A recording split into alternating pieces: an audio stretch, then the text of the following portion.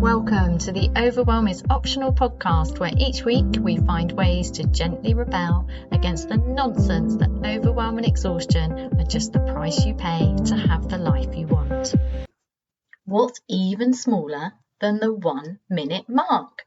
Even smaller than a 60-minute life-changing practice? Well, hot off the press, quite literally, because this has just come to me and I've been practicing it only for about the last week to 10 days. But I really like it. So I'm just going to share it with you and you can decide whether it serves you. So it's called a deep sigh of satisfaction.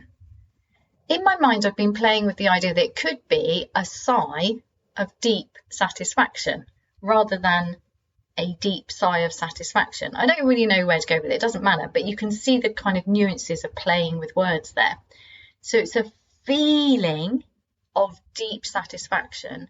And as you allow this sigh out, feel that satisfaction. So it's a deep sigh. So it's a deep out breath. It's not an attempt to change your breathing. It's just a letting go during the day with an awareness of everything good in your life, or you don't have to think about everything, but just enough to feel satisfied. Why? Because there's this really irritating niggle of dissatisfaction that I feel can follow us through our days, where we never feel like we've quite got there. So this is, I think, particularly noticeable in a working day, isn't it? Because we have our to-do list and we have our aims for the day and we've got organised and we've got our priorities, and then curveballs happen. We're always working with other people and stuff happens, or like last week I had builders in, stuff happens, right? And then even though we had this focused or not, I mean, personally, I like to be focused because it's just easier on my mind, and my mind is not for keeping chaos and stuff in. It doesn't work for me. I don't do overwhelm. I don't do pressure. I don't like it. I don't want it anymore. So I've set up systems that give me freedom from that. And that means that I'm starting my day knowing my priorities, knowing my intentions for the day, what I want to get done, what I want to create, how I want to feel by the end of the day or during the day. But stuff still happens. You can't control the universe. So often, and also actually, because I want a lot, I want to live fully, that means that there's always this feeling like I could have done more, I could have more, I could be better. That invisible, secret, get better at list that's nagging, like, why am I not doing more exercise? Why am I not, I don't know, there's always something, right? So this is an antidote to that niggle that we're never quite there yet, or there's always more we could be doing. It's the antidote to the dissatisfaction with our lives, and this is really important. And I already have tiny, huge, life-changing practices that help with this. For example, pausing to celebrate is one, which is really helpful, where you deliberately pause and celebrate small things, big things, particularly the small things, because we always want to go for the smallest, easiest thing. And that's really helpful. But what I'm really enjoying about this deep sigh of satisfaction, this deep satisfying sigh, is that it's a deliberate feeling of doneness, of satisfaction, of fullness, which is of course linked to that feeling of abundance that there's a lot of talk about. If you're kind of tuning into the manifestation, alignment, energy conversations that, I don't know, are very apparent from where I am. Maybe that's because that's what I've been calling into my life.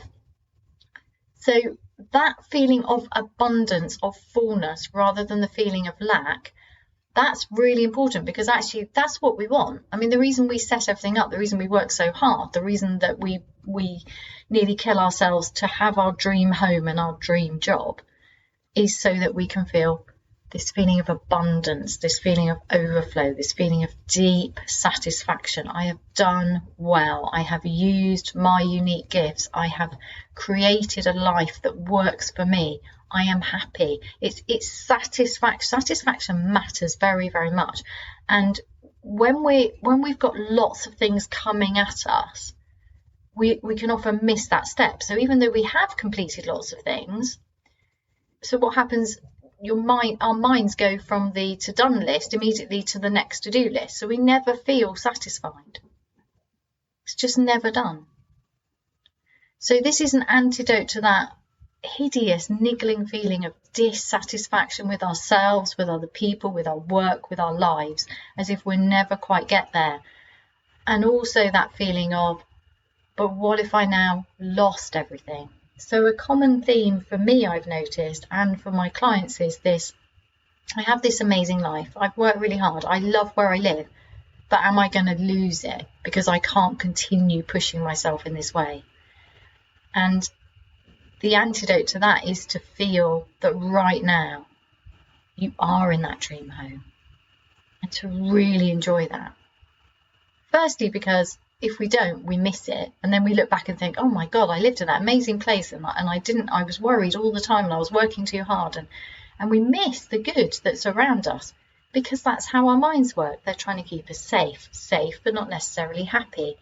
To counteract that, you have to purposely refocus your mind away from these warnings of lack and future doom and gloom onto the present moment. This is another thing that this very short but very deep, very powerful, extremely tiny, huge, life-changing practice does. It brings you to the present moment, refocuses you on all of the good stuff you have already got and created, which means you feel good right now. At any time, you can deliberately do this. Now, obviously, it's easier to do when you've just finished something. So it's easier to do when you're already noticing that things are good. So, for example, I found it really, really easy to do after I've done some work, going into the garden. It's beautifully sunny here at the moment, lying on the swing seat and just looking at the blue sky. My garden is incredible at the moment. My dogs are there. I feel well. I feel good. And that just, I've made it. Despite everything, and this is important, despite everything else. So I could focus on the fact that our house, there's a pile of rubble outside our house and there's lots of work going on, and I don't quite know how I'm going to manage to fit my work around the noise of the builders, and it's very stressful, and stuff's happening. I could focus on all of the imperfections in my life, and it's very, very easy to do that, isn't it? At least I find it very easy to do that, and I'm sure you do too, where the mind, even when things are really good, is wandering off into future scenarios of how you could lose this precious feeling of satisfaction. So I'm finding it really, really easy to do on purpose when it's obvious. And as we like to do things in the easiest way possible, and as this makes it tinier because there's no resistance to it, I strongly suggest you do it when it's more obvious. So eating ice cream is another one. I love ice cream. Oh man, I love ice cream. And I just love everything about the eating of ice cream. I particularly like to eat it from a tub because it just feels even better.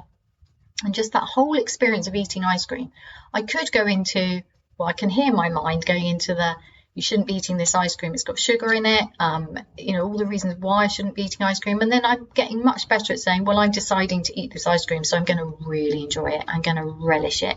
I'm going to feel satisfied by it, which is a good thing anyway with food, isn't it? Because if we don't want to overeat, then allowing that feeling of fullness, that feeling of satisfaction, helps us not overeat, because we're not constantly chasing that feeling of the good things about eating or emotional eating.